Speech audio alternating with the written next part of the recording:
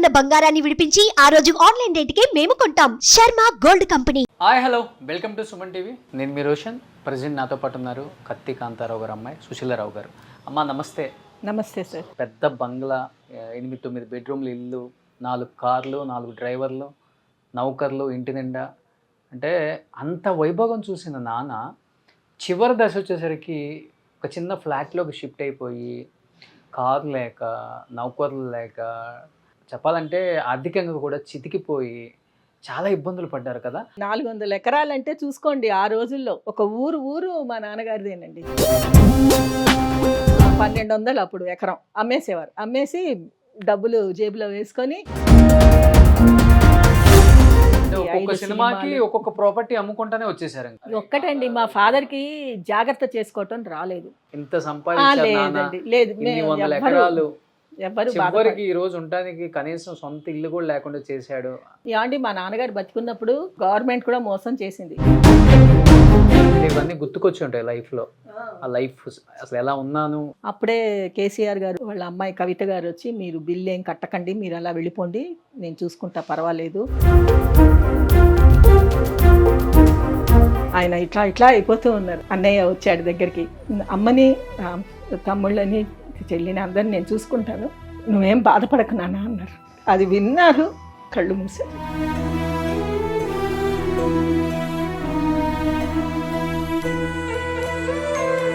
కానీ ఆ లాస్ట్లో ఒక్క కన్నీటి చుక్క మాత్రం మర్చిపోలేమండి. నాన్నగారికి 2 పెళ్ళిళ్ళమ్మా. మా మదర్ని ఇచ్చి పెళ్లి చేసింది ఆవిడే, ఫస్ట్ వైఫ్. ఆవిడ పేరే సుశీల. ఆ పేరు నాకు పెట్టారనమాట మా నాన్నగారు. బట్ చివరి రోజుల్లో కాంతారావు గారు ఇలా ఇబ్బందులు పడుతున్నారు, అరాకొరా క్యారెక్టర్స్ చేసుకొని ఏదో వచ్చిన దాంతో జీవనం కొనసాగించుకుంటున్నారు, కుటుంబాన్ని కొంత ఇబ్బంది పడుతున్నారు, సొంత ఇల్లు కూడా లేదు, ఏదో ఒక చిన్న దాంట్లో ఉంటున్నారు, మనం ఏదో ఒకటి చేద్దాము అని చెప్పేసి ఇప్పుడు మీరు చెప్పిన సోకాల్డ్ హీరోస్ ఎవరైతే ఉన్నారో ఎవరు ముందుకు రాలేదా? అంత పెద్ద మనసు ఎవరికి ఉందని నేను అనుకోను సార్. రావటం ఇష్టం లేదంటే రావద్దని చెప్తే పోయింది కదా, ముఖం మీద తలుపేసాయి కదా. కాంతారావు గారికి శారదకి ఏమైనా మధ్యలో ఏమైనా జరుగుతుందేమోనని ఆయన భయం. నాన్నగారు అప్పుల్లోనే 7 వారాల నగలు చేయించారంట మీకు. బంగారం బాగా చేయించారండి, ట్రైన్లో పోగొట్టుకున్నాను నేను మొత్తం. Hi hello, welcome to Suman TV. నేను మీ రోషన్. ప్రజెంట్ నాతో పాటు ఉన్నారు కత్తి కాంతారావు గారు అమ్మాయి సుశీలారావు గారు. అమ్మ నమస్తే. నమస్తే సార్. ఎలా ఉన్నారమ్మా? బాగున్నానండి. ఎలా అనిపిస్తుంది అంటే కొన్ని వందల సినిమాలు, కొన్ని వందల క్యారెక్టర్స్, అంటే ఈ క్యారెక్టర్కి ఈయన కాకపోతే ఇంకెవరు న్యాయం చేయలేరు అని అనుకునే క్యారెక్టర్స్ చేశారు నాన్నగారు. రాముడుగా ఎన్టీఆర్ గారు, సీతాదేవిగా మన అంజలిదేవి గారు, లవకుశ 1963 నాకు బాగా గుర్తుంది. సో లక్ష్మణుడిగా తమ్ముడి క్యారెక్టర్లో అదర్హో అనిపించింది, నా భూతో నా భవిష్యత్తు అనిపిస్తుంది ఆ సినిమా చూసినప్పుడల్లా. అలాంటి క్యారెక్టర్స్ చేసుకుంటూ, అంటే జానపద చిత్రాలకు కేర్ ఆఫ్ అడ్రస్ ఎవరైనా ఉన్నారు అంటే ఎన్టీఆర్ గారి తర్వాత కాంతారావు గారు. అలాంటి ఒక వైభోగం చూశారు ఇండస్ట్రీలో, అండ్ ఎంతోమంది లక్షల మంది ఫ్యాన్స్ని కైవసం చేసుకున్నారు కాంతారావు గారు. ఎలా అనిపిస్తుంది నాన్నగారి జర్నీ, నాన్నగారి సినిమాలు, నాన్నగారి పాత్రలు, నాన్నగారి లైఫ్ స్టైల్? అంటే ఒక రాజసం, అంటే ఒక ప్యాలెస్, కార్లు, బంగ్లాలు, కొన్ని 100 ఎకరాలు. ఎలా అనిపిస్తుంది ఆయన జీవితం చూసినప్పుడు? ఆయన జీవితం చూస్తుంటే ఆయన చాలా హ్యాపీగానే గడిపారు సార్. ఉన్నంతలో మమ్మల్ని అందరినీ చాలా బాగా చూసుకున్నారండి మా ఫాదర్ అయితే. మా ఇల్లు మీరు అన్నట్టు పెద్ద ఇల్లే, మొత్తం కింద పైన మొత్తం 3 అంతస్తులు ఉండేది ఇల్లు. కాకపోతే అది ఏంటంటే మా ఇంటి పక్కనే కొంచెం గుడిసెలు ఉండేదన్నమాట. అవి కొంచెం చిన్న డ్రాబ్యాక్ లాగా ఉన్నా కూడా బాగుండేది ఇల్లు అయితే. మంచి 1964లో కట్టుకున్నారండి మా ఫాదర్. చెన్నైలో 1964లో కట్టారు. అది ఏదో అప్పట్లో గ్రౌండ్స్ అనమాట, ఇన్ని గ్రౌండ్స్ అని చెప్పి అందులో కొనుక్కొని కట్టించుకున్నారు. నాన్నగారు ఎన్ని గ్రౌండ్స్లో కట్టారు? నాకంత ఐడియా లేదండి, అది 2 గ్రౌండ్స్ 3 గ్రౌండ్స్ అనుకుంటా, పెద్దదే. కానీ ముందు పక్క కూడా చాలా స్థలం ఉందండి. ఇప్పుడు ఇక్కడి నుంచి అక్కడ దాకా గేట్ దాకా ఉన్న, ఇంకా ఎక్కువ ఆ చివరి దాకా. గ్రౌండ్స్ అంటే ఆల్మోస్ట్ ఒక 7-8 బెడ్రూమ్స్ వస్తాయి. మాకు ఉన్నాయండి, కింద 3 బెడ్రూమ్లు, పైన 4 బెడ్రూమ్స్. 7 బెడ్రూమ్ ఇల్లు పెద్దది, చాలా పెద్ద ఇల్లు. హాల్స్ కూడా పైన హాల్ పైనే, కింద ఉన్న హాల్స్ కిందనే అనమాట. ఇట్లా ఆయనకి ఇష్టంగా కట్టించుకున్నారు. తలుపులు, డోర్లు అన్నీ ఊరు నుంచి వడ్రంగుల్ని పిలిపించుకొని, కార్పెంటర్స్ని దగ్గరుండి అన్నీ వర్క్ అక్కడే చేయించుకొని పెట్టించుకున్నారు అనమాట మా ఫాదర్. ఓకే. చాలా ఇంట్రెస్ట్గా కట్టించుకున్నారు ఇల్లు. సో టైం ఉంటుంది అసలు మీతో స్పెండ్ చేయడానికి ఆయనకి? ఆ రోజుల్లో అంత ఉండేది కాదు సార్, బికాస్ చాలా బిజీగా ఉండేవారు మా ఫాదరు. 3 షిఫ్ట్స్ చేసేవారు అనమాట, మార్నింగ్, మధ్యాహ్నం, నైట్. మేము నిద్ర లేచేసరికి ఆయన నిద్రపోతూ ఉండేవారు అనమాట. మేము స్కూల్కి వెళ్ళిపోయేవాళ్ళం. మేము నైట్ వచ్చేసరికి ఆయన ఇంట్లో ఉండేవారు కాదు. సో అట్లా మేము కొన్ని నెలలు చూడలేదండి మా ఫాదర్ని. అంటే ఆయన బిజీగా ఉన్నారు. ఇంకా ఎప్పుడన్నా ఆయనకు షూటింగ్ లేదు, ఏదో ఒక సందర్భంలో క్యాన్సిల్ అయిందంటేనే సరదాగా ఉండేవాళ్ళం అనమాట, చూసేవాళ్ళం మా ఫాదర్ని. మాకు కూడా అనిపిస్తూ ఉండేది, చూడాలి, ఆయనతో తిరగాలి, ఆయనతో ఆడుకోవాలి, ఆయనతో మాట్లాడాలి, ఇవన్నీ ఉండేవి. కానీ డ్యూ టు బిజీ షెడ్యూల్ పాపం ఆయన కూడా ఏమీ చేయలేకపోయారు. ఆయనకు ఉండేది మనసులో, న్యాచురల్గా ఉంటుంది కదండి, పిల్లలతో, వైఫ్తో స్పెండ్ చేయాలి. 5 మంది పిల్లలు కదా. 5 పిల్లలతో పెద్ద ఇల్లు, అందులో మాది నౌకర్లు, మేము మనుషులం, మేము ఉండేది 5 పిల్లలు, మా మదర్, ఫాదరు, మా నాన్నగారి మా బామ్మగారు, మా బామ్మగారి సిస్టర్, మా అమ్మమ్మ, మొత్తం 10 మంది మేము. మొత్తం మేము ఉండేది. ఈ 10 మందికి 8 మంది నౌకర్లు. ఎట్లా అంటే నాండి అప్పుడు మా నాన్నగారికి 3 కార్లు ఉండేవి, డాడ్జ్ ఒకటి, ఫియట్ ఒకటి, అంబాసిడర్. 3టికి 3 డ్రైవర్లు, 4 పనివాళ్ళు. ఇట్లా రాజభోగం అనమాట ఇంట్లో. ఎక్కడ దేనికి ఎవరు వెళ్ళక్కర్లే బయటికి. ఎవరు కావాలన్నా మనిషిని పంపిస్తే వాళ్ళే తెచ్చేవాళ్ళు. కొత్తిమీర కావాలన్నా వెళ్ళిపోయి తీసుకొని వస్తూ ఉండేవారు అనమాట. అట్లా బతికాం. నాకైతే కష్టం అంటే ఏంటో తెలియదు సార్, నిజానికి నాకు అసలు వంట చేయటం కూడా రాదు. ఆఫ్టర్ మ్యారేజ్ ఇంకా తప్పదు కదా, మెల్లిగా నేర్చుకున్నాను. సో అప్పుడు హీరోలు ఎవరైనా మనకు సంబంధం లేదు, కాంతారావు గారు ఆ సినిమాలో ఉండాలి అంతే. అంతే, ఒక ఇంపార్టెంట్ రోల్లో ఉండాలి, ఒక ఇంపార్టెంట్ క్యారెక్టర్కి ఆయన అయితేనే న్యాయం చేయగలరు అవును అనుకునేవాళ్ళు. హీరోలు కూడా అలా అనుకునేవాళ్ళు. కొన్ని క్యారెక్టర్స్ ఆయనే బాగుండేది సార్. మాకు మా ఫాదర్ నారదుడుగా వేస్తే చాలా ఇష్టం అండి. నారద పాత్రలో ఇప్పుడు చూస్తున్నాం కానీ ఎందుకో అది అంత ఇది అనిపించదు. ఆ నారదుడుగా ఆ చలాకీతనం, ఆ కొంటెతనం, అదంతా ఆయన ఫేస్లో బాగుండేది. ఎక్స్ప్రెషన్స్ బాగా ఇచ్చేవారు నారదుడుగా వేస్తే మాత్రం అది ఒక మా నాన్నగారేనండి, ఇంకా అది ఎవ్వరికి సెట్ అవ్వదు. ఇంట్లో వాళ్ళు కానీ, ఫ్రెండ్స్ కానీ, ఫ్యామిలీ అంటే మిగతా యాక్టర్స్ కానీ ఎప్పుడన్నా సరదాగా ఏడిపిస్తుంటారా నారదుడు అంటే? అంటారు, నారదుడు అమ్మో కలగప్రియుడు, సెట్స్లో ఊరికే అట్లా అనుకుంటూ ఉండేవారు అనమాట. మాకు చాలా క్లోజ్ రాజుబాబు గారు అండి. రాజుబాబు గారు వస్తూ ఉండేవారు మా ఇంటికి, క్లోజ్ ఫ్యామిలీ ఫ్రెండ్ అనమాట. అట్లాగే మళ్ళీ రాజేశ్రీ గారు, విజయలలిత గారు, కృష్ణకుమారి గారు, వాణిశ్రీ గారు కూడా వస్తూ ఉండేవారు. అంతా మంచి, శారద గారు, వీళ్ళందరూ మా ఇంటికి వస్తూ ఉండేవారు, మాట్లాడుతూ ఉండేవారు. కాసేపు ప్రొద్దున వచ్చి సాయంకాలం దాకా ఉండేవారు. అట్లా కాలక్షేపం అయిపోతూ ఉండేది. లాస్ట్లో పాపం కాంచన గారు కూడా వచ్చేది. ఎప్పుడు అంటే ఆవిడకి ప్రాపర్టీ అంతా పోయింది కదండి పాపం, అదే టెంపుల్కి ఏదో తర్వాత వచ్చింది. కానీ పాపం కష్టపడిందిలేండి, కష్టపడితే ఎట్లా అయితే దేవుడి దయవల్ల వచ్చింది ఆవిడకి. ఓకే అమ్మ, మీరు అన్నారు పెద్ద బంగ్లా, 8-9 బెడ్రూమ్లు ఇల్లు, 4 కార్లు, 4 డ్రైవర్లు, నౌకర్లు, ఇంటి నిండా. అంటే అంత వైభోగం చూసిన నాన్న చివరి దశ వచ్చేసరికి ఒక చిన్న ఫ్లాట్లోకి షిఫ్ట్ అయిపోయి, కారు లేక, నౌకర్లు లేక, అసలుకి చెప్పాలంటే ఆర్థికంగా కూడా చితికిపోయి చాలా ఇబ్బందులు పడ్డారు కదా. అలా చూసిన నాన్ని, ఇలా చూసిన నాన్ని 2 చూశారు పిల్లలు. ఏమనిపించింది? అంటే కూతురికి ఎక్కువ ఉంటుంది నానంటే. ఏమండి, నాకు తెలిసి ఆయన మరి అంత వర్స్ట్ దీంట్లో అయితే లేరండి.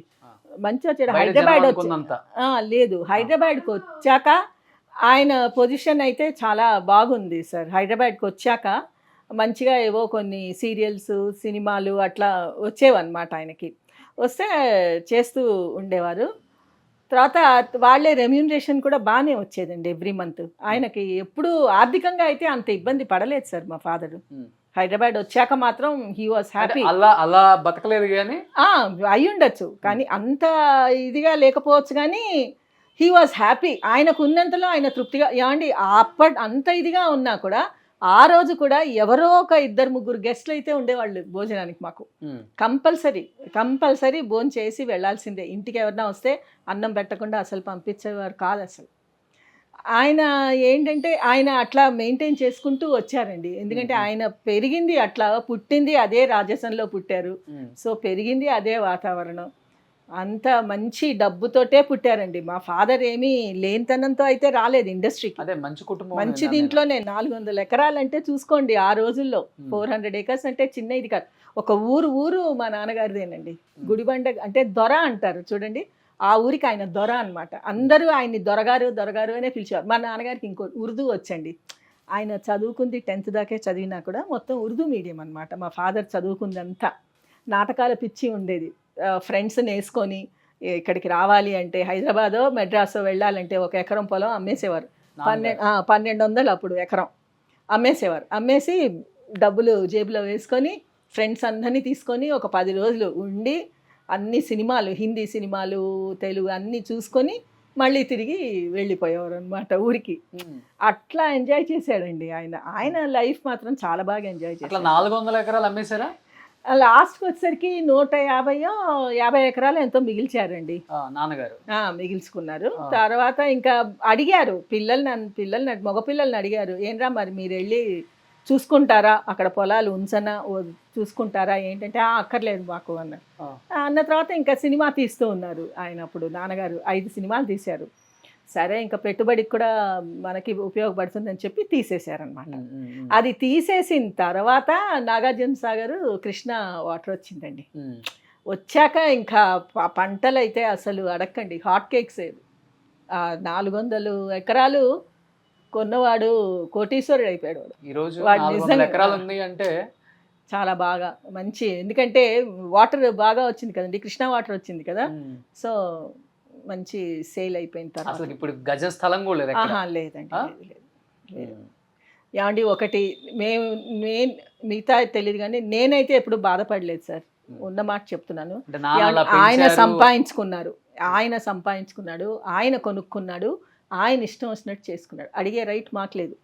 ఎందుకంటే అది పిల్లలకి లేకపోయినా ఎప్పుడు కొడుకులు బాధపడలేదా? ఇంత సంపాదించారు లేదు, ఎవరికి ఈ రోజు ఉండడానికి కనీసం సొంత ఇల్లు కూడా లేకుండా చేశాడు.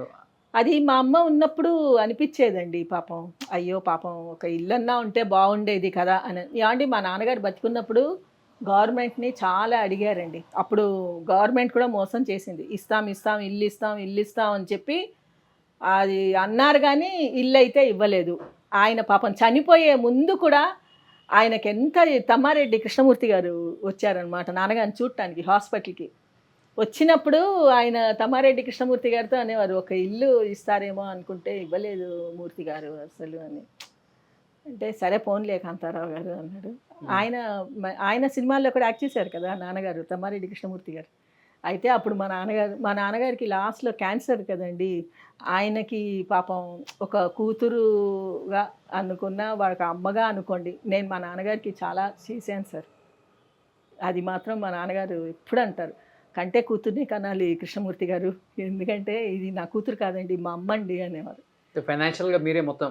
ఫైనాన్షియల్గా కాదు సార్, ఆయన హాస్పిటల్లో ఉన్నప్పుడు ఫైనాన్షియల్గా ఏమి ఇబ్బంది లేదు సార్, అస్సలు ఇబ్బంది పడలేదు. అయినా సరే డబ్బులు వచ్చేవి. ఆయన ఫ్యాన్స్ ఉన్నారు కదా, ప్రతి ఒక్కళ్ళు ఏం వచ్చారండి. అసలు యశోద హాస్పిటల్లో ఫుల్ పర్మిషన్ ఇచ్చేశారు.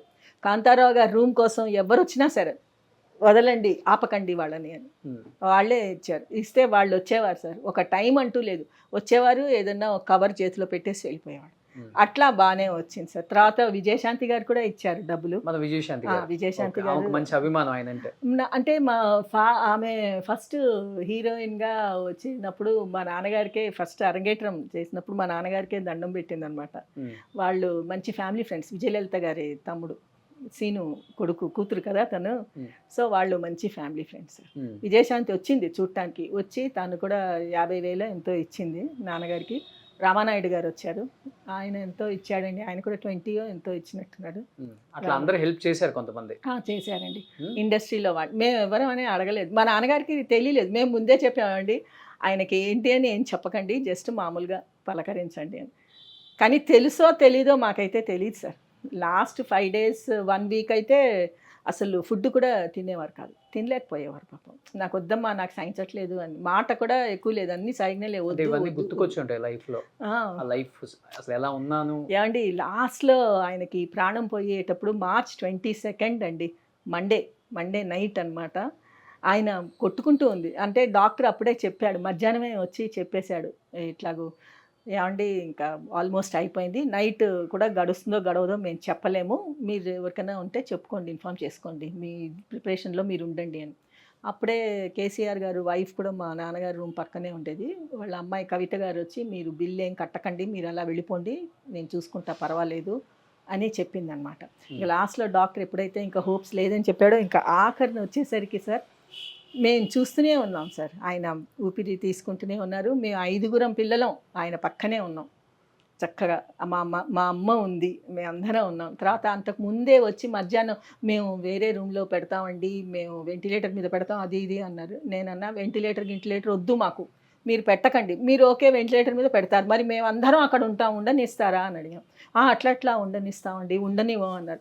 మరి ఆయన్ని లాస్ట్ దీంట్లో ఆయనకి ఇంకా లేదు బతకడం అని చెప్తున్నారు, మరి ఆ లాస్ట్ స్టేజెస్లో మేమందరం దగ్గర ఉండకుండా మీరెందుకండి, మీరెవరో, మీరు ఎట్లా ఉంటారు, పర్వాలేదు ఇక్కడే ఉండనియండి, మీరు రాసి ఇవ్వండి, అట్లా అయితే మేము రాసిస్తామండి, ఇక్కడే ఉండేయండి, మా కళ్ళెదురుగుండానే ఆయన ప్రాణం పోని, అంటే మేము చూడాలండి ఆయన్ని, మేము ఆయన లాస్ట్ దీని దాకా మేము చూడాలి, అది మా ఇష్టం, మా కోరిక. సరే రాయించుకున్నారు, తర్వాత ఉన్నారు. నైట్ అయ్యేసరికి పాపం ఆయన ఇట్లా అయిపోతుంటే ఇంకా పాపం మా అన్నయ్య వచ్చాడు దగ్గరికి. వచ్చాక, నాన్న నువ్వేమీ బాధపడకు నాన్న, నేను చూసుకుంటాను, అమ్మని తమ్ముళ్ళని చెల్లిని అందరిని నేను చూసుకుంటాను, నువ్వేం బాధపడకు నాన్న అన్నారు. అంతేనండి, కంట్లోంచి ఇట్లా నీళ్ళు ఇలా కారిపోయింది. అది విన్నారు, కళ్ళు మూసారు. అది ఆయనకి ఏంటంటే మనసులో మా అమ్మ గురించి చాలా బాధ ఉండేదండి. అంటే మా మదర్కి ఏం తెలీదు, పక్క పల్లెటూరు మా అమ్మ, అస్సలు ఏం తెలీదు, నేనేమీ చేసి పెట్టలేదు దానికి అన్న బాధ. కానీ ఆ లాస్ట్లో ఒక్క కన్నీటి చుక్క మాత్రం మర్చిపోలేమండి. ఆ మాట వినాలి అనే ఆయన బతికాడో ఏమో తెలియదు. ఆ ఒక్క మాట మా అన్నయ్య చెప్పిన తర్వాత ఆయన అయిపోయారు. ఇంకా డాక్టర్ వచ్చి డిక్లేర్ చేశాడు, ఈజ్ నో మోర్ అండి.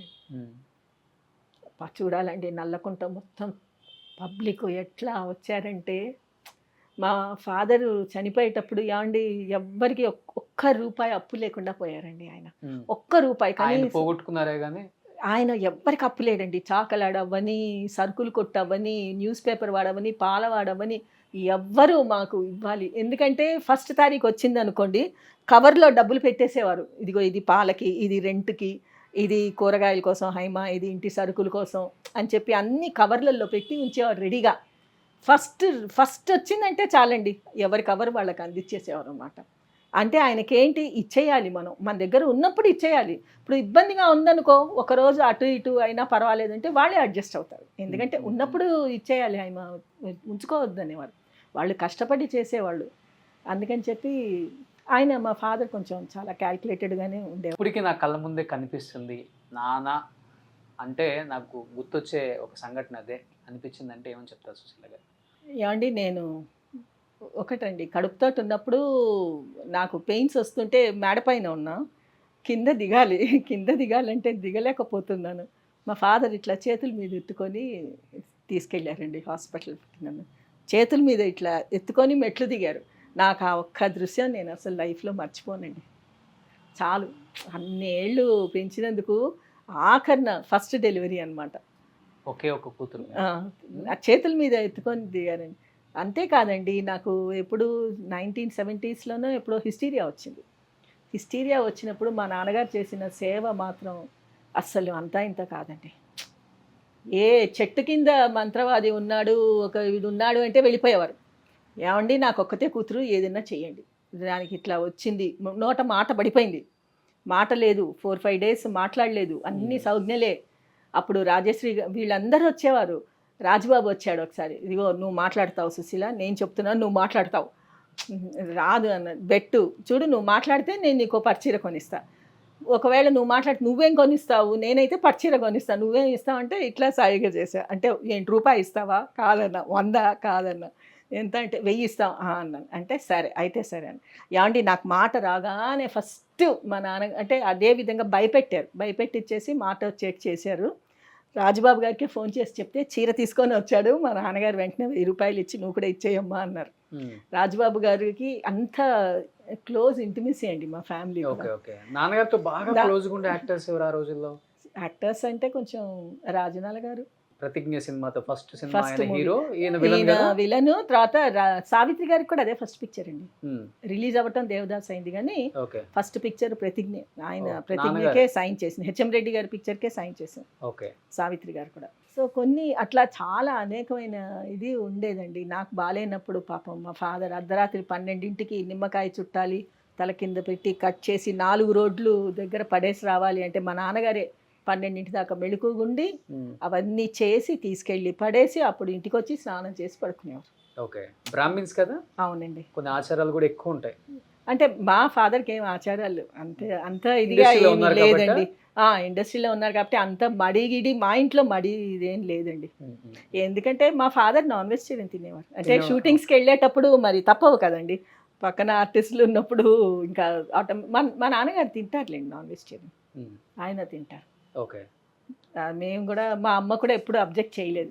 ఓకే. ఒక్కటే మీరు చెప్పండి నేను వండుతా అంటే హైమా నువ్వు నాన్ వెజిటేరియన్ వండిన రోజు నేను నాన్ వెజిటేరియన్ తింటమే మానేస్తాను అన్నారు మా నాన్నగారు.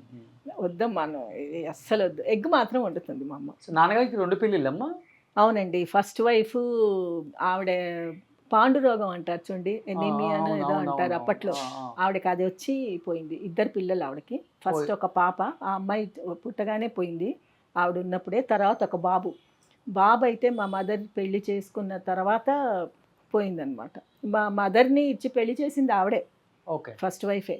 ఆవిడ పేరే సుశీల. సో ఆ పేరు నాన్నగారు ఫస్ట్ వైఫ్, ఆ పేరు నాకు పెట్టారనమాట మా నాన్నగారు. ఆవిడే పాండురోగంతో ఆవిడ పోయారండి. ఓకే. ఇప్పుడు వాళ్ళిద్దరు పిల్లలు కూడా 2 పోయారు. కొడుకు కూడా మా మదర్ పెళ్ళయ్యాక అబ్బాయికి నిమోనియా వచ్చి డాక్టర్ తెలియకుండా బై మిస్టేక్ పెన్సిలిన్ ఇంజెక్షన్ ఇచ్చాడు టెస్ట్ చేయకుండా. అది ఆ అబ్బాయికి రియాక్షన్ లాగా ఇచ్చేసింది, ఇచ్చి ఆ అబ్బాయి చనిపోయారు. Okay okay. సో ఇప్పుడు 2వ పెళ్లి చేసుకున్న తర్వాత 5 మళ్ళీ మేము 5. 4 కొడుకులు, మీరు ఒక్కళ్ళు. 5 అంటే ఫస్ట్ ఒక పాప పుట్టిపోయింది మా అమ్మకు కూడా. నా తర్వాత ఒక అబ్బాయి పుట్టిపోయాడు. నా తర్వాత ఒక అబ్బాయి అంటే మా నాన్నగారు శివుడి వేషాలు ఎక్కువ వేయరండి. ఆ పాము ఇదంతా ఉంది కదా, పాముని పట్టుకుంటారు మా నాన్నగారు. శివుడి వేషం ఎందుకో ఆయనకు అచ్చి రాలేదండి. క్యారెక్టర్ వేస్తే ఏదో ఒక అశుభమే జరిగింది ఆయనకి. 2 సార్లు ఎందులోనో వేసినట్టు ఉన్నారు. అదొక్కటి ఎప్పుడు చెప్పేవారు అనమాట. ఎన్టీఆర్ గారికి కూడా ఉందనుకుంటారు. ఆయన వేశారండి శివుడుగా. రామారావు గారు చాలా సినిమాలు యాక్ట్ చేశారు. మరి ఆయనకి ఏమైనా ఏం జరిగిందో అంత తెలీదు, కానీ మా నాన్నగారికి మాత్రం శివుడి వేషం అచ్చి రాలేదు. సో ఆయన అది వేసినప్పుడు కొడుకు చచ్చిపోయాడా? కొడుకు ఒకడు. తర్వాత ఇంకేదో కూడా చెడు జరిగింది అని విన్నాను. అంత మేమంతా చిన్నపిల్లం, అంత పెద్ద మమ్మల్ని మా ముందు అసలు మాట్లాడుకునేవారు కాదు మా నాన్నగారు, ఏమీ లేదు అసలు. సో వాళ్ళు అనుకుంటూ ఉంటే విన్నాం అంతే. ఓకే. సో అమ్మ, ఇప్పుడు అంత సంపాదించారు నాన్న సినిమాలలో. ఆ రోజుల్లో రెమ్యునరేషన్ 100 రూపాయలు ఇచ్చినా ఒకటే, ఇప్పుడు 1,00,000 రూపాయలు ఇచ్చినా ఒకటే. ఆ రోజుల్లో మీరు అన్నట్లుగానే ఎకరం 1200 అన్నారు కదా. సో ఇంకా దాని తర్వాత చూసుకుంటే వీళ్ళకి రెమ్యునరేషన్ కూడా బాగానే ఉన్నాయి అప్పుడు. ఈక్వల్ గా హీరోతో పాటు తీసుకునే వాళ్ళ నాన్నగారు కూడా. చూడండి, రామారావు గారు నాగేశ్వరరావు గారి కంటే కొంచెం తక్కువ ఉండొచ్చు నాన్నగారిది. మేము మాకు అంటే ఇప్పుడు మాకు తెలీదు ఎంత అయింది, ఎంత తీసుకునేవారని కూడా మాకు తెలియదు సార్. ఒక మా పెద్దన్నయ్యకే తెలుసు, ఎందుకంటే ఎక్కువ మా పెద్దన్నయ్య చూసుకుంటూ ఉండేవాడు నాన్నగారు. సినిమాలో సంపాదించింది సినిమాలోనే పోగొట్టుకున్నారు. ఒకసారి తీసిన తర్వాత చేతులు కాల్చుకున్నాం. సప్తస్వరాలు తీశారండి, సంగీతం బేస్డ్ మూవీ అన్నమాట. అది ఫ్లాప్ అయింది. ఫస్ట్ మూవీ వైజంత్ రాఘవయ్య గారి డైరెక్షన్. తర్వాత గండ్రగండడని ఒక ఇది తీశారు, మామూలు ఫ్యాంటసీ మూవీ తీశారు. దానికి కేఎస్ఆర్ దాస్ గారు, అది కొంచెం పర్వాలేదు బాగానే ఆడి. ఈయన హీరోకి ఒకటి తీసుకున్నారు కదా మళ్ళీ. అది తర్వాత ప్రేమజీవులను ఒకటి తీశారండి. అది అట్టర్ ఫ్లాప్ అంటే అసలు చెప్పద్దు, అసలు భయంకరమైన ఫ్లాప్ అదే. దాని తర్వాత గుండెలు తీసిన మొనగాడని ఒకటి కౌబాయ్ మూవీ తీశారనమాట. అందులో నాన్నగారే వేశారు హీరోగా. అది ఒకటి తీశారు. తర్వాత గ్యాప్ ఇచ్చారు. గ్యాప్ ఇచ్చిన తర్వాత ఇల్లదంతా అమ్మేసుకున్న తర్వాత అప్పుడు వాణిశ్రీ గారు మంచి మా ఇంటికి వస్తూ ఉండేవారు అనమాట. వాళ్ళ ఇంటి దగ్గరే తీసుకున్నారు ఇల్లు రెంట్కి. తను వస్తూ ఉంటే పోతూ ఉంటే అప్పుడు నాన్నగారు సినిమా ఏదైనా తీస్తే బాగుంటే అప్పుడు వాణిశ్రీ గారు మీరు తీయండి కాంతారావు గారు, నేను మీకు సాధ్యమైనంత మటుకు హెల్ప్ చేస్తాను, నాకేమీ రెమ్యునరేషన్ ఏమి ఇవ్వక్కర్లేదు, మీరు తీయండి అన్నారు. అప్పుడు స్వాతి చినుకులు సినిమా తీశారన్నమాట. ఆవిడ సలహా అంటే జస్ట్ మంచిగా చెప్పింది తీయండి అనేసి. అది పర్వాలేదండి, అది బాగానే పోయినట్టుంది, మాకు అంత ఐడియా లేదు అంతే. అంటే ఈ ఒక్కొక్క 5 సినిమాకి సినిమాలు ఒక్కొక్క ప్రాపర్టీ అమ్ముకుంటానే వచ్చేసారు ఇంకా. అంటే లాస్ట్లో అమ్మేశాడులేండి ఆయన. సప్తస్వరాల సినిమా అప్పుడే అమ్మేశారు ఆ మిగిలిన 50 ఎకరాలు. ఇంకా అంతే, ఇంకా ఏం చేయలేను సార్ సినిమాలు. అప్పుడు చెప్పే ఆ, ఏజ్ లో కూడా లేరా మాకెవరికి పిల్లలు? లేదు. మాకైనా అంత ధైర్యం లేదు అమ్మ సార్. కూడా చెప్పలా. లేవండి, మా నాన్నగారు చాలా మొండి మనిషి అండి. ఆయన పట్టుకున్న కుందేలుకి 3 కాళ్ళు, 4వ కాళ్ళు ఉందనుకుంటే తీయించేస్తారు. తీయించేసి 3 కాళ్ళని అందరికీ చూపిస్తాడు. ఆయన అంత మొండి అనమాట మా నాన్నగారు. ఓకే. చిన్నప్పటి నుంచి ఆయన మాటే నెగ్గాలి, ఆయన మాటే వేదం. ఇంకా సో ఇండస్ట్రీ వాళ్ళు తనకి బాగా క్లోజ్ గా ఉన్న వాళ్ళు చెప్పినా గానీ ఒక్క రామారావు ట్రై చేసి ఉంటారు కదా. రామారావు గారు అంటేనే మా ఫాదర్కి చాలా గౌరవం, చాలా ఇష్టం అండి. రామారావు గారు అంటే చాలా ప్రేమ, ఏదన్నా ఉండి రామారావు గారు అంటే బ్రదర్, ఆయన అంటే చాలా ఇష్టం. ఓకే. ఏ సినిమా అమ్మ? కృష్ణ గారి సినిమా ఒకటి తీసి మొత్తానికే పోగొట్టుకున్నారు. అది ప్రేమజీవులు. ప్రేమజీవులు సినిమా. పాపం కృష్ణ గారు అన్నట్ట మనకి ఎంత పోయిందో చెప్పండి కాంతారావు గారు, నేను ఇస్తానులే కొంచెం, వద్దు బాబు అంట. ఆయనకి ఇచ్చే గుణం ఆయనకున్న, తీసుకునే ఇది ఈయనకలేదు. ఓకే. కృష్ణ గారి దగ్గర అదొకటి ఉందండి. ఏ సినిమాస్ ఉన్నా సరే ఆయన యాక్ట్ సినిమా చేస్తున్నాడు అంటే చేస్తారు ఆయన. ప్రొడ్యూసర్ ఆయన యాక్ట్ చేస్తున్నాడు అంటే ప్రొడ్యూసర్ బాగుపడ్డట్టు. ఎందుకంటే లాస్ట్లో ఏదైనా కొంచెం ఆగింది అంటే ఎదురు డబ్బులు పెట్టి కంప్లీట్ చేస్తాడండి పిక్చర్. అది ఒకటి ఉందండి. అది అందరికీ ఉండదు సార్, అంత మంచి మనసు అందరికి ఉండదు. ఓకే. ప్రొడ్యూసర్ తలపోటు ఆయనే చూసుకుంటాడు, నేనెందుకు చేయాలి ఒక ఆర్టిస్ట్గా అనుకుంటాడు. కానీ కృష్ణ గారి నేచర్ అది కాదు, ఆయనది చాలా హెల్పింగ్ నేచర్. అంటే ఇంతమందికి లైఫ్ ఇచ్చారు, సినిమాలు తీశారు, పోగొట్టుకున్నారు, సినిమాలు తీశారు, సంపాదించుకున్నారు, నా అనుకునే వాళ్ళని బాగా సంపాదించుకున్నారు ఇండస్ట్రీలో నాన్నగారు. బట్ చివరి రోజుల్లో కాంతారావు గారు ఇలా ఇబ్బందులు పడుతున్నారు, అరాకొరా క్యారెక్టర్స్ చేసుకొని ఏదో వచ్చిన దాంతో జీవనం కొనసాగించుకుంటున్నారు, కుటుంబాన్ని కొంత ఇబ్బంది పడుతున్నారు, సొంత ఇల్లు కూడా లేదు, ఏదో ఒక చిన్న దాంట్లో ఉంటున్నారు, మనం ఏదో ఒకటి చేద్దాము అని చెప్పేసి ఇప్పుడు మీరు చెప్పిన సోకాల్డ్ హీరోస్ ఎవరైతే ఉన్నారో వాళ్ళు ఎవరు ముందుకు వచ్చి ఇదిగో నీకు ఈ 2 bedroom ఫ్లాట్ ఇస్తున్నాను, ఇదిగో నీకు ఇదిగో ఒక కార్ ఇస్తున్నాం ఒకటి, హ్యాపీగా ఉండి ఎప్పుడులాగే అని ఎవరు ముందుకు రాలేదా? అంత పెద్ద మనసు ఎవరికి ఉందని నేను అనుకోను సార్. ఎవరు రాలేదు సార్. అయిపోయింది, ఆయన కాంతారావు గారు పోవటంతో ఇది అయిపోయింది, మర్చిపోయారు ఆయన. అట్లా కనుమరుగైపోయాడు. కనుమరుగైపోయాడు ఆయన. కనుమరుగైతే అయిపోయాడండి. ఎవరికి అంత ఆలోచన ఇది లేదు సార్, లేదు, ఆలోచించలేదు, ఎవరికి చెయ్యాలి అని కూడా అనిపించలేదు. ఓకే. మాకు కూడా ఇండస్ట్రీ అంటే అందుకే సార్ అంత ఇది లేదు. మా పిల్లల్ని అవన్నీ ఈ రోజుల్లో ఆర్టిస్టులు ఇబ్బందులు పడుతున్నారంటే మెగాస్టార్ చిరంజీవి గారు అసలు ఒక్క నిమిషం కూడా ఆలోచించుకోకుండా ఏం కావాలో చేసేస్తున్నారు. ఇప్పుడు వాళ్ళు బాగుంటే చాలే అని. ఇప్పుడు నాన్నగారి తరంలో ఎవరు ముందుకు వచ్చి చేసేవాళ్ళు లేరా? ఎవ్వరు రాలేదు sir. To be more frank, ఒక్క ఆర్టిస్ట్ కూడా మేము ఉన్నాం అని అయితే రాలేదు. అయినా ఈయన కూడా ఎవరికి వెళ్ళి చెప్పుకునేవాడు కాదు సార్. చెప్పుకోపోయిన తెలుస్తుంది కదమ్మా. మాకు తెలిసింది, మేము వచ్చాం ఇక్కడ దాకా, తెలియకుండా ఉంటుంది అసలుకి, తెలియకుండా అయితే ఉండదు కదా. తెలిసినా కూడా ఇచ్చే మనసు ఉండాలి కదా సార్. అవును. మనిషికి ఇప్పుడు ఏమండి నా దగ్గర ఇప్పుడు ఇన్ని డబ్బులు ఉన్నాయి, ఇప్పుడు అవతల ఎవరైనా వచ్చి అమ్మ ₹1 ఇవ్వమంటే ఇచ్చే మనసు ఉండాలి. నేను ఇందులోంచి తీసిస్తే మళ్ళీ నాకు తక్కువ అయిపోతే లేదు అనేస్తాం, వాళ్ళని ఇట్లా విదిలించేస్తాం. అటువంటి మనస్తత్వం ఉన్న వాళ్ళేనండి ప్రస్తుతం ఉండేది. ఒక్కళ్ళు కూడా ముందుకు రాలేదు. ఒక్కటండి, మా ఫాదర్కి జాగ్రత్త చేసుకోవటం రాలేదు. సంపాదించిన డబ్బుని పొదుపు చేసి దాన్ని ఏదో ఒక ఇన్వెస్ట్మెంట్ చేసేంత ఇది లేదు. ఎందుకంటే ఆయనకి ఎవరు లేరు చెప్పేందుకు, గైడ్ చేసేవాళ్ళు ఎవరు లేరు ఆయనకి. ఒకవేళ చేసి ఉంటే ఏమైనా చేసేవారేమో చెప్పలేము, దేంట్లోనో దాంట్లో ఇన్వెస్ట్ చేయలేదా, ల్యాండ్స్ కొను, అట్లా ఏదైనా ఏమైనా చెప్తే తీసుకునేవారేమో. అట్లా ఎవరు లేరు సార్ ఆయనకి గైడ్ చేసేవాళ్ళు, అట్లా ఎవ్వరు ఏం లేదు. ఆయన ఇష్టం అంతే. ఆయనకి ఎదురు వెళ్ళి చెప్పేంత ఇది కూడా ధైర్యం ఎవరికీ లేదు సార్. మా పిల్లలకైతే మాకు ఎవరికీ లేదు సార్ అంత ధైర్యం. ఇప్పుడు ఏజ్ వచ్చాక ఆయన అన్నీ ఇదయ్యాక తర్వాత మేము ధైర్యంగా ఆయనతో మాట్లాడగలిగాం. కానీ అంతకుముందు మేము కూడా ఎప్పుడు ఎదిరించడం కానీ మాట్లాడటం కానీ అసలు ఏమీ తెలియదు మాకు. ఇప్పుడు నాన్నగారు అంటే చాలా మంది అభిమానుల్ని సంపాదించుకున్నారు కాబట్టి ఆయనకి ఆరోగ్యం బాగోలేనప్పుడు 10 మంది వచ్చి సహాయం చేసి, ఈవెన్ మన కేసీఆర్ గారు కూతురు కవిత గారు కూడా చేశారు. బిల్లు మీరు కట్టొద్దమ్మా నేను కడతానని చెప్పారు. ఎందుకంటే కాంతారావు గారు చేసిన సినిమాలు చూసి ఆ అభిమానం ఉంటుంది అందరికి. ఉంది సార్. బట్ అమ్మకి అలా కాదు కదా ఐడెంటిటీ. లేదు, అవును. చెప్పుకుంటేనే తెలుస్తుంది నేను కాంతారావు వైఫ్ని, నేను కాంతారావు కూతుర్ని అని. అమ్మ చనిపోయింది చాలా ఈ మధ్య కాలంలో. అవునండి, ఒక 3 years 4 years. అంతే కదా. నాన్న చనిపోయిన దగ్గర నుంచి ఆమె లైఫ్ స్టైల్ అంటే ఏమని యాండి, చెప్తారు? ఏంటంటే ఒక వయసు అప్పుడు వచ్చాక ఆరోగ్యం బాగుండదు, ఖర్చులకు డబ్బులు కావాలి, అంటే యాండి మంచి ఫుడ్ కావాలి. ఆ విధంలో మా ఫాదర్ చాలా అదృష్టవంతులండి. మా మదర్కి ఎప్పుడు అనారోగ్యం కానీ హాస్పిటలైజ్డ్ అవ్వటం కానీ ఎప్పుడు మా నాన్నగారికి తెలియదు. హెల్తీగానే ఉండేది మా అమ్మ. ఇక్కడికి వచ్చాక మన మల్లాపూర్లో ఉన్నప్పుడు కూడా ఆవిడ బాగానే ఉందండి. ఆవిడ ఏమీ జబ్బుని పడి హాస్పిటలైజ్డ్ అయిపోలేదు. ఇంట్లోనే పోయింది, మామూలుగానే పోయింది. పడుకున్న మనిషి పడుకుని మాట్లాడుతూనే పోయింది ఆవిడ. మా ఫాదర్ పోయింది 2009 సార్. ఆయన పోయిన తర్వాత చాలా ఏళ్ళే ఉన్నారు ఆవిడ. దగ్గర ఒక 10 years ఉన్నట్టుంది. మా మదర్ కూడా 10-11 years ఉన్నారు, ఉండిపోయారు. మా మదర్కి చెప్పాను కదా, వాళ్ళది లవ్ మ్యారేజ్, ఏమీ తెలీదు మా అమ్మకి. పెళ్ళైన కొత్తల్లో కూడా చాలా మా నాన్నగారు ఎప్పుడు అంటారు, ఎవరన్నా చెప్పులు కరుస్తున్నాయని చేత్తో పట్టుకొని నడిచేదటండి స్టేషన్లో.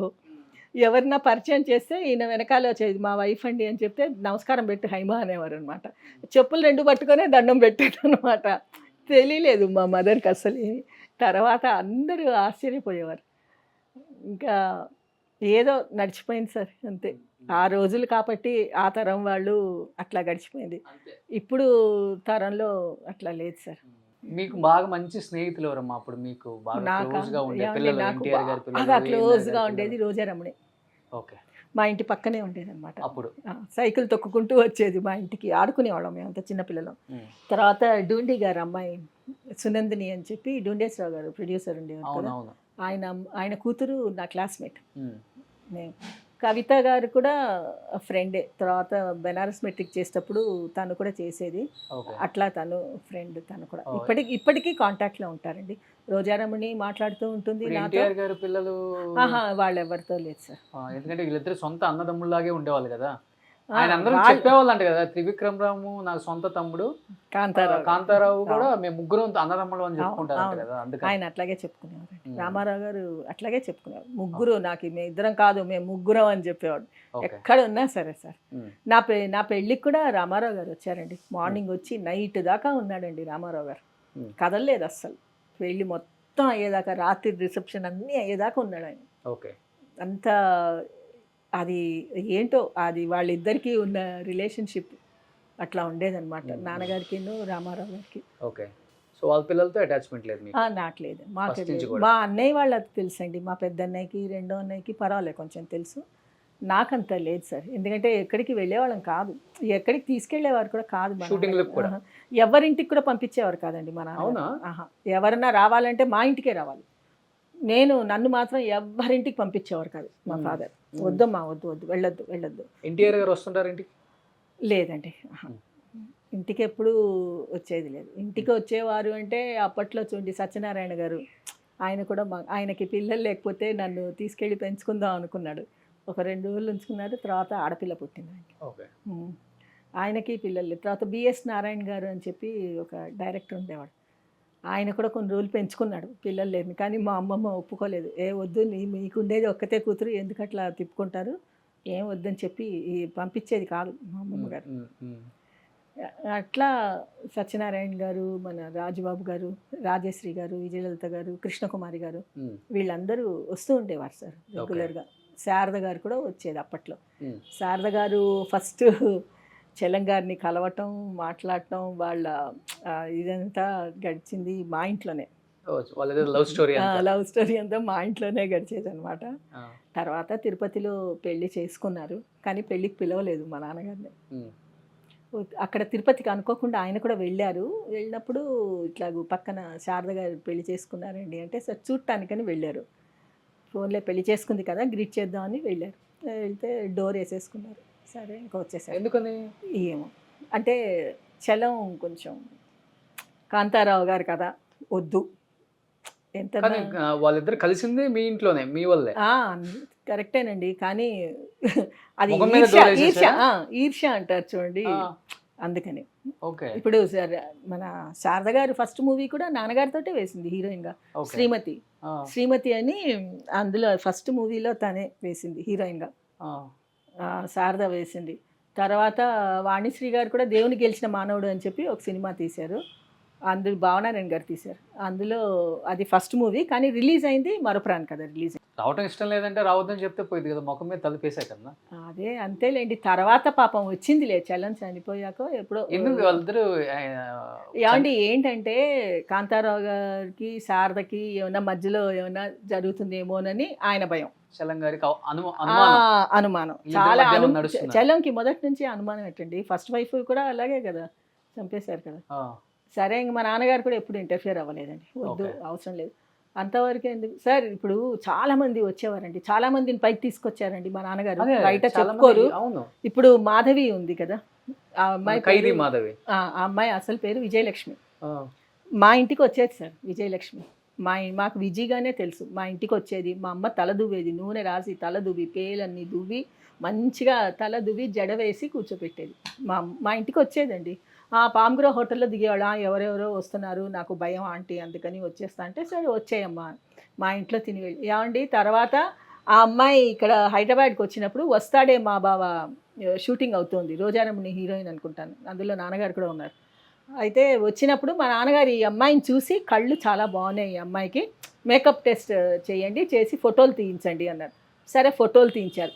ఆ ఫోటోలు మెడ్రాస్కి పంపించారు. పంపిస్తే మా నాన్నగారు ఏం చేశారంటే మా అన్నయ్యకి ఆ ఫోటోలు ఇచ్చి, ఇప్పుడు దాసనారాయణరావు గారు అప్పుడే కొత్త హీరోయిన్ కావాలి, తూర్పు పడమరి సినిమా కొత్త హీరోయిన్ కావాలి అని చెప్పి పేపర్లో ప్రకటించారు. మా నాన్నగారు ఈ ఫోటోలు ఇచ్చి పంపించారండి. ఫోటోలు ఇచ్చి పంపించిన తర్వాత చూసి వాళ్ళకి నచ్చి ఈ అమ్మాయిని తర్వాత ఈ టెస్ట్కి వీటికి వాటికి ఆడిషన్ అనేది అని పిలిచి చేసుకున్నారు. కానీ ఎక్కడ ఒక్క రోజు కూడా ఆ అమ్మాయి నాన్నగారి పేరు చెప్పిన పాపాన పోలేదండి. ఏంటి అంటే విజి అంటే పర్వాలేదు చూడమ్మా, మనకేదో పేరు రావాలి అని ఎవరు చేయలే. వాళ్ళలో ఆర్ట్ ఉంది, వాళ్ళలో అందం ఉంది, ఆ అమ్మాయిలో. ఆ అమ్మాయి పైకి వస్తుంది అంతే. మనం చెప్పాం, వాళ్ళు అయ్యారు, ఫినిష్. అంతేగాని దానికని చెప్పి వాళ్ళ దగ్గర నుంచి ఏదో మనం రిటర్న్ కోరుకోవటం అనేది చాలా తప్పు. మనం ఏది చేసినా సరే ఏదో రిటర్న్ రావాలని ఎప్పుడు కోరుకోవద్దు. మనకి ఇష్టమై మనం చేస్తున్నాం అంతే.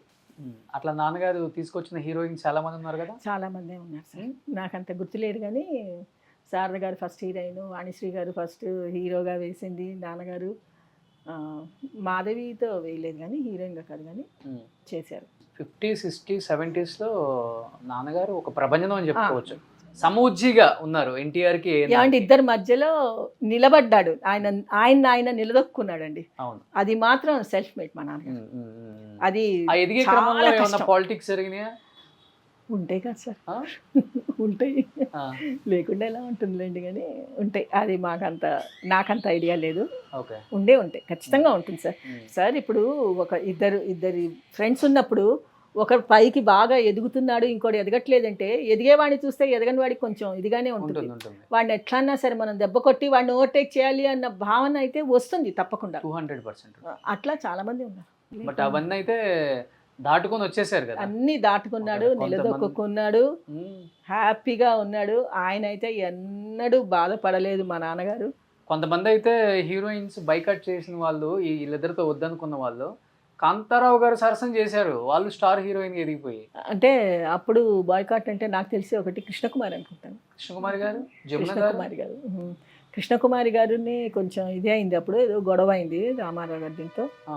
అప్పుడు అంటే అసలు అందరికంటే ఎక్కువ యాక్ట్ చేసింది కృష్ణకుమారి గారు మా నాన్నగారితో. అవును, 28 మూవీస్ యాక్ట్ చేసింది అటండి కృష్ణకుమారి గారు హీరోయిన్గా. రాజశ్రీ 25 ఎంతో, కొంచెం తక్కువ అనమాట రాజశ్రీ గారు. ఇప్పటికి కూడా రాజశ్రీ గారికి ఎప్పుడన్నా ఫోన్ చేస్తే బాగా మాట్లాడుతుందండి, చాలా బాగా మాట్లాడుతుంది. నేను చెన్నైలో ఎప్పుడు కలుస్తుంటాను, చాలా మంచిది, చాలా బాగా మాట్లాడుతుంది. మన జమున గారిని బైకట్ చేశారు, నా ఇంటర్వ్యూలో కూడా చెప్పారు.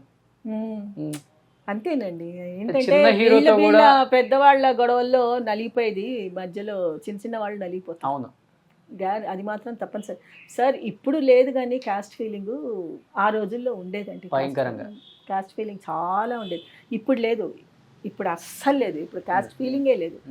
అందుకే కొంతమంది దాచేసుకుంటారు కూడా, ఒరిజినల్గా వాళ్ళు బ్రాహ్మిన్స్ అయినా చెప్పుకోరు.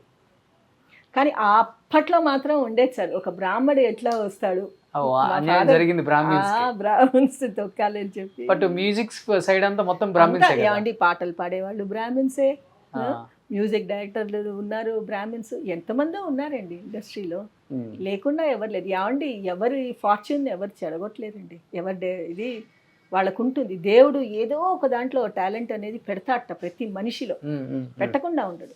ఓకే, ఇంకా అంతే, ఆ టాలెంట్తో కొట్టుకురావాలి. ఎట్లా అయితే ఏమండి, మాకు కూడా చాలా గర్వంగా ఉంటుంది. ఆయన ఇంతమందిలో ఆయన నిలదొక్కుని ఈ లెవెల్కి పెరిగాడు. ఎంతమంది ఈ రోజు కూడా కాంతారావు గారు అమ్మాయి అంటే చూడటానికి వస్తారండి. అంత మంచి పేరుంది. ఇంకా మా ఫాదర్కి పేరు అయితే ఉంది సార్. ఆ ఫోటో వెనుకుంది, మీరు ముందున్నారు, ఇద్దరు ఒకేలా కనిపిస్తుంది. ఆయన పేరు అయితే పోలేదు సార్. ఆయన పేరును కూడా మేము ఎప్పుడు చెడగొట్టకూడదు, డిగ్రేడ్ చేయకూడదు అన్నదే ఒకటే కోరిక. సాధ్యమైనంత మటుకు ఆయన ఆ లెవెల్లో ఉన్నాడు కాబట్టి ఇంకా కొంచెం పై లెవెల్లోనే చూపెట్టాలి అన్నది కూడా మాకు కూడా ఉంది సార్. సూపర్, గ్రేట్ అమ్మా. ఉంది సార్. ఆయన ఎప్పుడు మా దీనికి మాత్రం యువరాజే, రాజు అండి ఆయన. రాజు, యువరాజు కదా, రాజు అంతే. ఆ సినిమాల్లో వేసి నాకు అన్నిటికంటే ఆయన కత్తి పట్టుకునే స్టైల్ చాలా ఇష్టం అండి. పోజ్ ఇట్లా కత్తి ఇట్లా పెట్టుకొని నిలబడేవారు, నడుము మీద చేయి పెట్టి ఇట్లా పెట్టుకొని, అసలు ఎవరికి రాదండి అది. ఎంతమంది వేసినా కూడా రామారావు గారు, కాంతారావు గారు కత్తి, ఇంకా ఎవరు లేరు సార్. సో నిజంగా యువరాజు కడుపుని పుట్టారు కాబట్టి మీరు కూడా ఆయన పేరుని పోగొట్టకుండా ఉన్న దాంట్లో హ్యాపీగానే ఉంటున్నాం, ఇబ్బంది లేదు. చేయి చాచే అవకాశం ఆయనకి, ఆయన వచ్చినా గానీ ఆయన చేయి చాచరు, ఫస్ట్ అయినా ఉంటారు. మా బ్లడ్ లో ఉంది సార్. ఎస్, మా బ్లడ్ లో మా ఫాదర్ మాకు అది ఇచ్చాడు. చాలా మంచి గుణం ఇచ్చాడండి. చాలు, ఎవరిని అడుక్కోవద్దు, మనకున్న దాంట్లో మనం తృప్తిగా ఉండాలి. మనం తినాలి, ఒక మనిషికి పెట్టాలి ఒక ముద్ద. మనం తింటున్న కంచంలోంచన్నా సరే ఒక ముద్ద పెట్టాలమ్మా అని అట్లా నేర్పించారండి మా ఫాదర్. మాకు చాలా ఎథిక్స్ నేర్పించారు, మంచి ఇదంతా నేర్పించారండి. మేము ఈరోజు ఇట్లా ఉన్నామంటే ఆయన ఎక్కడున్నా సరేనండి ఇంకా మమ్మల్ని చూస్తున్నాడు అనే మాకు అనిపిస్తుంది. ఆయన చల్లని దీవెనలేనండి. సూపర్. ఈరోజు నేను ఇట్లా ఉన్నాను అంటే కూడా అది మా ఫాదర్, మా పేరెంట్స్ ఒక బ్లెస్సింగ్సేనండి. ఇలా చెప్పే పిల్లలు నిజంగా ఎవరు ఉండరండి. ఒక స్థాయికి వెళ్ళిన తర్వాత ఒక లైఫ్ చూసి వచ్చి ఇలా బతకాలంటే చాలా అంటే చాలా ఏం లేదు సార్, నేనైతే హ్యాపీగానే ఉన్నాను. దానికి అసలు డిప్రెషన్లోకి వెళ్ళిపోయి దేనికో అంత కోల్పోయామన్న లైఫ్ అంటే ఎక్కువ ఎక్స్పెక్ట్ చేసిన వాళ్ళు లైఫ్ గురించి చాలా ఎక్స్పెక్టేషన్స్ పెట్టుకొని హై లెవెల్లో ఉండాలి అనుకునే వాళ్ళకి తప్పకుండా డిసప్పాయింట్మెంట్. మీరు అన్నట్టు డిప్రెషన్లోకి వెళ్ళిపోతారు. చాలా మందిని చూసాం కదా ఇండస్ట్రీ వాళ్ళని, వెళ్ళిపోతారు. కానీ మేము ఎప్పుడు అంత హై ఎక్స్పెక్టేషన్స్లో లేవు. అబ్బా ఇది ఉన్నదంటే మాకంటే కింద వాళ్ళని చూసి మేము చాలా సంతోషిస్తాం. అబ్బా దేవుడు వాళ్ళకి పాపం అది కూడా ఇవ్వలేదు, మనకి అది ఇచ్చాడు కదా, మనం చాలా అదృష్టవంతులం. వాళ్ళకంటే మనం చాలా అదృష్టవంతులం. మా నాన్నగారు ఎప్పుడు అంటారమ్మా, పై వాళ్ళని చూసి మనం ఈర్షపడద్దు, మనకంటే పై వాళ్ళు అబ్బో వాళ్ళు ఈ చీర కట్టారు, వాళ్ళు ఈ నగలు వేసుకున్నారు, వాళ్ళకి ఇంత ఉంది అంత ఉందని ఎప్పుడు మనం అనుకోవద్దు. మనకంటే కింద వాళ్ళని చూడు, వాళ్ళకి తినడానికి ఒక పూట కూడా తిండి ఉండదు, మనకి ఇచ్చాడు దేవుడు, 5 వేళ్ళు మనకు నోట్లోకి పోతున్నాయి. సో వాళ్ళని దృష్టిలో పెట్టుకో, వాళ్ళకంటే మనం సంతోషంగా ఉన్నాం, హ్యాపీగా ఉన్నాం. దేవుడు మనకి అటువంటి బతికి ఇవ్వకుండా మంచిగా ఇచ్చాడు. నాన్నగారు అప్పుడులోనే 7 వారాల నగలు చేయించారంట మీకు? బంగారం బాగా చేయించారండి. ట్రైన్లో పోగొట్టుకున్నాను నేను మొత్తం. ఇక్కడి నుంచి చెన్నై వెళ్తూ ఉన్నాను పెళ్ళైన కొత్తల్లో, నగలన్నీ తెచ్చేసుకున్నాను. పెట్లో పెట్టింది మా అమ్మ. చీరాలకిను గోల్కి మధ్యలో దొంగలు పడి చేయించారా అంటే, మేము పుట్టపర్తి సాయిబాబా గారి భక్తులం అండి. సాయిబాబా గారి దగ్గరికి వెళ్ళి మా ఫాదర్ ఇలా చెప్తే, సరేలే పోయిన బంగారం అయితే దొరకదు, రాదు, ఇంకా వదిలేసి అని చెప్పి డైమండ్ నెక్లెస్ ఒకటి తీసి ఇచ్చారు నాకు. ఇచ్చి అమ్మాయికి ఇవ్వు, ఏం కాదు, ఏం పర్వాలేదు, బాగానే ఉంటుంది, ఏమి వరి అవ్వకు అన్నారు. గ్రేట్ అమ్మా, నిజంగా ఇలానే ఉండండి, ఇబ్బంది ఏం లేదు. దేవుడు నిజంగానే మంచి వాళ్ళని ఎప్పుడు కూడా బాగా చూసుకుంటాడు. ఉన్న దాంట్లోనే హ్యాపీగా ఉంచుతారు. పైకి తీసుకురాలేకపోయినా కానీ, కష్టపడితే పైకి వస్తారు డెఫినెట్గా. కష్టపడకపోయినా కానీ వాళ్ళు అలానే ఉంచుతారు. ఎందుకంటే ఒకళ్ళ హాని కోరుకోము, ఒకళ్ళ ఆస్తి కోరుకోరు, ఒకళ్ళ డబ్బు కోరుకోము. కష్టంలో ఉన్న ఆనందం ఎందులోనూ లేదు, ఉండదు. నిజం. ఈ రోజు కూడా నేను ఏదో పని చేసుకొని తింటున్నా అంటే, అబ్బా నా కష్టార్జితం నేను తింటున్నానన్న తృప్తి, అది 10 రూపాయలన్నా అవ్వనియండి. ఒక కూర తెచ్చుకున్నా సరే, ఈ 10 రూపాయలు నా కష్టార్జితం అని ఒక సంతోషం ఉంది తింటుంటే, ప్రతి మెతుకు తింటుంటే అది ఒక ఆనందం అండి. అందులో ఉన్న తృప్తి అందులో పొందమండి మనం. నేను ఎంతోమంది సినిమా వాళ్ళ కుటుంబాలను చూశాను, ఇలాంటి ఒక కుటుంబాన్ని చూడలేదమ్మా. నిజంగా అయ్యో చేతులెత్తి నమస్కారం చేయొచ్చమ్మా. బాగా ఉండు బాబు, 100 ఏళ్ళు చల్లగా ఉండండి. Thank you so much. నిజంగా ఒక మంచి మనిషిని కలిసిన అనుభూతి నాకైతే ఈరోజు చాలా చాలా హ్యాపీగా ఉంది. ఎందుకంటే ఏం చూశారు లైఫ్ని. ఆయన మాకు ఇది ఉంచలేదు. రాజాలాగా పుట్టాడు, రాజాలాగా పోయాడు మా ఫాదర్. నిజంగా మంచి ఒక రాజులాగే పోయాడు.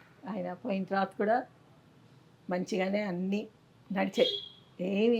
ఆయనకైతే ఏం లోటు చేయలేదు సార్, ఏమీ లోటు చేయలేదు. ఆయన మంచి బిడ్డల్ని మంచి బుద్ధుల్ని ఇచ్చారు. అంతే, చాలు. మంచి నేర్పించారండి, చాలా. చాలా నేర్పించారు. మా నాన్నగారు బాగా నేర్పించారు సార్. చెప్పినా చెప్పకపోయినా ఆయన అడుగుజాడల్లో మేము నడిచేవాళ్ళం. ఓ ఆయన అట్లా చేయట్లేదు అంటే అది మంచిది కాదు, అందుకే ఆయన చేయట్లేదు, సో మనం కూడా చేయకూడదు. సో ఆయన్ని చూసి నేర్చుకున్నామండి మేము. ఆయన మాకేది చేయొద్దని చెప్పలేదు, ఆయన్ని చూసి నేర్చుకునేవాళ్ళం. మా ఫాదర్ ఇంకోటండి, చెప్పులు లేకుండా అస్సలు నడవరండి. ఆయనకు రాదు చెప్పులు లేకుండా నడవటం. అట్లాంటిది ఒకసారి అతను ఎవరో తెలియదండి, పేరు గుర్తు రావట్లేదు, ఒక అతను దీంట్లో ఇచ్చుకున్నాడు, పేపర్లోనో ఇందులోనో. నేను కాంతారావు గారిని చెప్పులు లేకుండా నల్లకుంటా దీంట్లో చూశాను, రోడ్డు మీద నడుచుకుంటూ వెళ్ళటం, చెప్పులు కొనిచ్చాను అన్నాడు. వాడు వెంటనే ఎంత అంటే అసలు ఈయన చెప్పులు లేకుండా నడిచింది ఎప్పుడు. మా ఫాదర్ చెప్పులు లేకుండా. ఇంకోటండి, మా ఫాదర్ వైట్ కలర్ చెప్పులే వేస్తారండి ఎక్కువ. మా నాన్నగారికి వైట్ ఇష్టం. బయటకు వెళ్ళేటప్పుడు వైట్, ఇంట్లో ఉన్నప్పుడు బ్రౌన్. కానీ అసలు చెప్పు లేకుండా నడవరండి ఆయన. బాత్రూమ్కి కూడా వెళ్ళరు అసలు. ఆయనకి అలవాటు అంతే. అది లేకుండా కూడా ఆయన నడుస్తున్నాడు, చెప్పులు కూడా కొనుక్కోలేని స్థితిలో ఉన్నాడు అనేసరికి మాకు వాడిని పిలిచి లాగి ఒక్క లెంపకాయ కొట్టాలంత కోపం వచ్చింది. నువ్వు వేసుకుంటావో వేసుకోవో కానీ ఆయన మాత్రం చెప్పులు లేకుండా అసలు నడవరండి మా ఫాదర్. అసలు నాకు కూడా అదే అలవాటు సార్. ఇంట్లో ఉన్న చెప్పులు వేసుకొనే తిరుగుతాం. ఆ చెప్పులు లేకపోతే నడవాలంటే భయం, పడిపోతానేమో జారి అని. కంపల్సరీ వేసుకోండి. నాకు మా పెద్దన్నయ్యకి మాకు ఇద్దరికి చెప్పులు వేసుకొని నడవటం అలవాటే. ఇంట్లో వేసుకుంటాం, బయటికి వెళ్ళేటప్పుడు వేరే చెప్పులు. ఓకే. సో ఎనీహౌ ఇలానే హ్యాపీగా ఉండండి అమ్మా. ఇలా ఉండాలనే కోరుకుంటున్నాం ఇండస్ట్రీ అందరూ కూడా. అండ్ ఇండస్ట్రీ పట్టించుకున్న వాళ్ళు పట్టించుకున్న వాళ్ళు ఎప్పుడు మీ కుటుంబాన్ని ఎలా ఉన్నారు వాళ్ళు అని అడిగే వాళ్ళు చాలామంది ఉంటారు. నన్ను చాలా మంది అడిగారు కూడా, కాంతారావు గారి కుటుంబం ఎలా ఉందని కూడా హెచ్చరించారు. బాగుండాలి, మంచి కుటుంబం వాళ్ళది, అలానే ఉండాలి అని చెప్పి చాలామంది కోరుకున్నారు. సో వాళ్ళ తరపు నుంచి, మా తరపు నుంచి నిజంగా థ్యాంక్ యూ సో మచ్. అందరూ షిరిడి సాయిబాబా దయ వల్ల అందరూ. నేను షిరిడి సాయిబాబా భక్తురాలండి. ఏం జరిగినా ఆయనే. అది మంచి అవని చెడవని, చెడు జరిగిందని బాధపడను, మంచి జరిగిందని సంతోషించను. ఆయన ఏం చేసినా నా మంచి కోసమే చేశాడు, చాలు. థ్యాంక్ యూ అమ్మా. సుమన్ టీవీలో మీ పర్సనల్ అండ్ బిజినెస్ ప్రమోషన్స్ కోసం కింది నెంబర్కి కాంటాక్ట్ చేయండి.